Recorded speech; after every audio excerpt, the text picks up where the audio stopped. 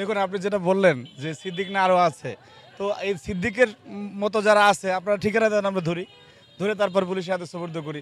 তারা তো সবাই অপ্রকাশ্যে আছে, তারা লুকিয়ে আছে এবং লুকিয়ে থেকে তারা ফ্যাসিবাদকে আবার পুনর্বাসিত করার জন্য অপচেষ্টা করতেছে। সুতরাং তাদেরকে যাকে এইভাবে পাওয়া যাবে রাস্তাঘাটে যেখানেই পাওয়া যাক না কেন, ছাত্রদল বিএনপি পরিবারের যারা আছে আমরা ধরে তাদেরকে পুলিশের হাতে সোপর্দ করব। সুতরাং তাদের কারোর প্রতি কোনো অনুকম্পা সাধারণ শিক্ষার্থী ছাত্র জনতার থাকবে বলে আমরা মনে করি না। তারা প্রত্যেকেই একই ধরনের অবস্থার সম্মুখীন হবে ইনশাল্লাহ। সুতরাং আর যদি না পাই, এবং এই কাজটি করার জন্য তো বাংলাদেশে মানে রাষ্ট্রীয় সংস্থা রয়েছে, তাদের উচিত যে এদেরকে যারা প্রত্যেকটা ফ্যাসিবাদের দোষরদেরকে চিহ্নিত করে তাদের বিরুদ্ধে ব্যবস্থা নেওয়ার। এখন আমাদের দায়িত্ব হচ্ছে আমরা যখন রাস্তাঘাটে দেখি, আমাদের নেতাকর্মীরা যখন দেখে, তখন তাদেরকে ধরে আইনের হাতে সোপর্দ করে। তো আমাদের দায়িত্বটুকু আমরা পালন করতেছি।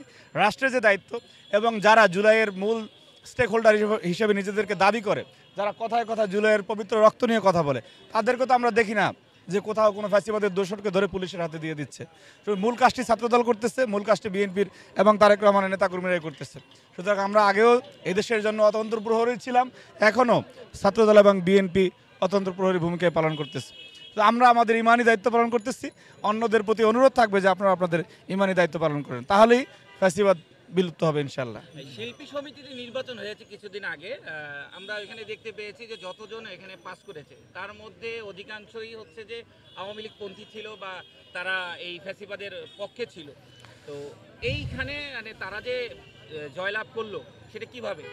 দেখেন, এখানে গিয়ে তো আর আমরা কাউকে ধরপাকড় করতে পারি না। তাহলে আপনারাই বলবেন যে এই যে ছাত্রদল মব জাস্টিস করতেছে, আমরা তো মব জাস্টিস করার পক্ষে না।